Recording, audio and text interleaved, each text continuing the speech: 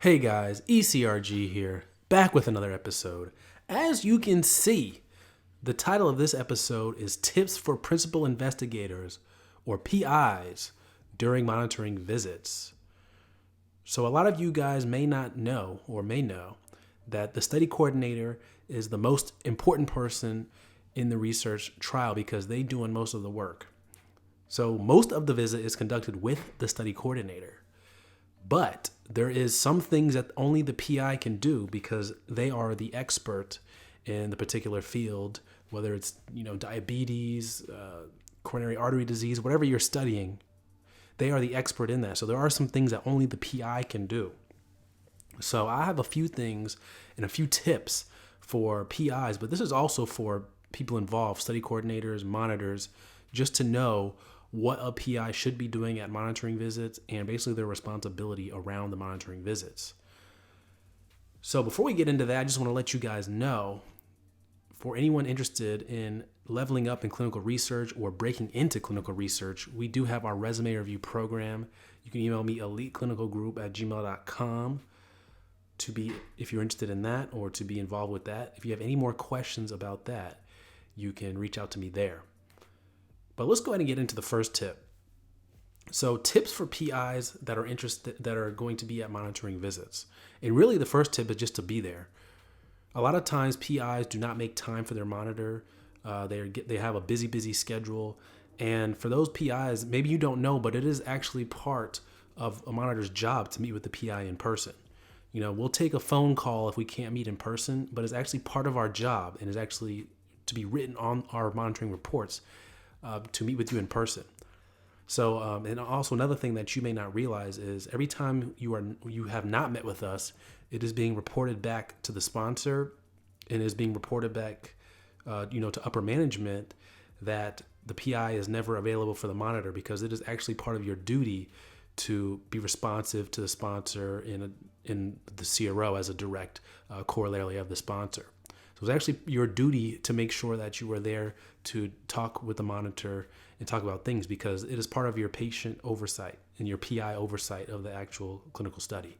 So, just like everything, PIs typically like to delegate as much as possible, the study coordinator, and they do that, but there's actual part of the principal investigator's responsibility is to meet with the monitor and discuss the overall study with the monitor.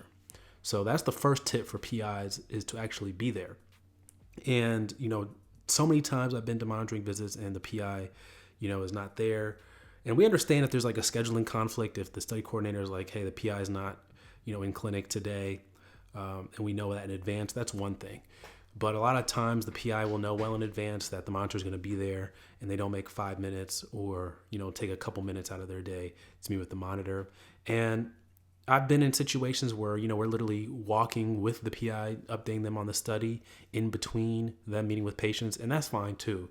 But it's just the times where we have no interaction and the PI doesn't seem to make any effort to meet with the monitor, that's going to get reported back up to upper management.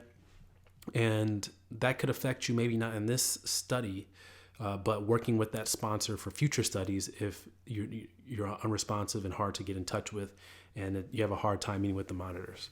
So that it is something that sponsors are taking note of and CROs are taking note of as well. So that's one tip for PIs, is to actually just be there. The second tip that I have for the PIs is, that time is really for them to talk with the monitor about the study, and the monitor is going to tell the PI about any type of protocol deviations or anything like that. So my second tip is really just to bring your thinking cap. And, that's where the monitor is going to talk about any issues, like if there's any type of labs that haven't been reviewed by the PI, if that becomes a consistent thing, if the patient is constantly coming out of window, different things that are coming up. Because the PI is the main boss of the study, the buck really stops with them. The monitor is going to speak with them, and they're going to kind of think together on resolution of many issues that happen over the course of the study. So they need to really bring their thinking cap and think about different solutions and really be able to work with the monitor in that regard.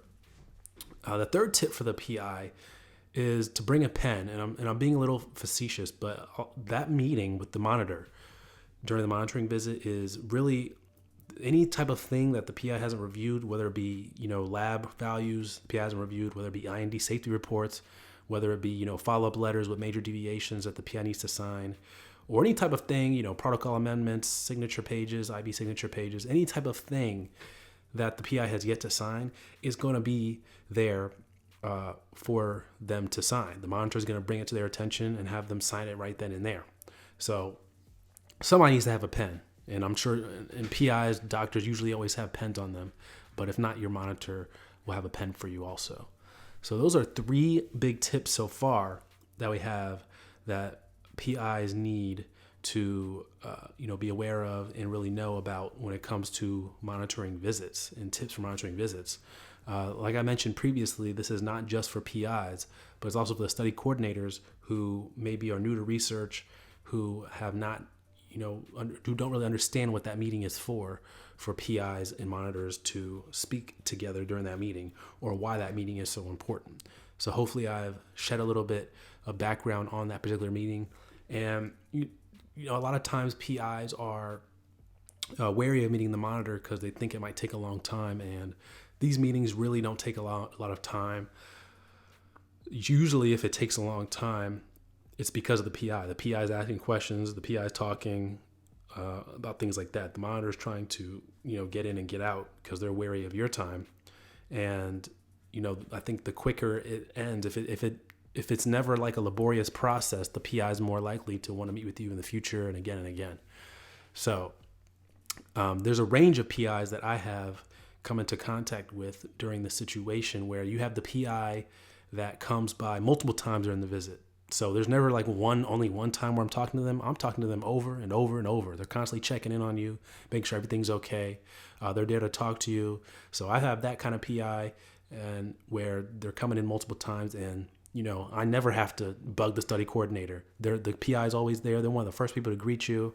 They go off and do their thing, and then they come back and check on you and make sure everything's going all right. So that's a great PI. Because you see that they're involved in the research, they're involved with the patients, they're involved with you. So that's what monitor is really like. I don't have to chase them down to sign stuff. They're constantly coming in. I can have them do things as needed. So we love those type of PIs. Then you have the PI who's consistent. They're always going to meet with you. The study coordinator will always set up a meeting with you and the PI. And that's great too. They'll space out enough time to meet with you, a few minutes. It doesn't take long. A few minutes, literally less than 5 minutes is that meeting. And, it's different for different visits, but the interim monitoring visits, it's just a few minutes. Closeout visits going to be a little bit longer because there's more stuff to go over. But we tell the PIs in advance for those type of visits what they can expect. But then the third type of PI you're going to have is the inconsistent one, or maybe the one that only meets with you via phone. Sometimes the clinics are very far from the PI's office, so that's understandable. There's no point, them driving 15, 20 minutes through traffic and having to park in a parking deck just for a 5-minute conversation. So in that case, we'll take the phone call. I'm not talking about that. I'm talking about the PI that for whatever reason, just always running late, can't seem to make it to you, or you can't make it to them, and you end up with a phone call. Maybe sometimes they don't even meet with you during that visit after repeated attempts. They're not responsive to their coordinator during that time you're there. That's typically the third kind of PI. So you have different levels of PI when it comes to meeting with the monitor. So those are my tips. Those are the big tips for the PI to make sure that you're actually there, to bring a pen, to be ready to sign stuff and fill out things, SAE forms, financial disclosure forms, signature pages, different things like that, training forms, things like that. So hope you guys enjoyed this episode. If you have any questions, email me eliteclinicalgroup@gmail.com about this. Like I said, if you want your resume reviewed, email me there. Interview preparation also, email me there. And any type of career guidance or application guidance, you can email me there also. Take care, guys.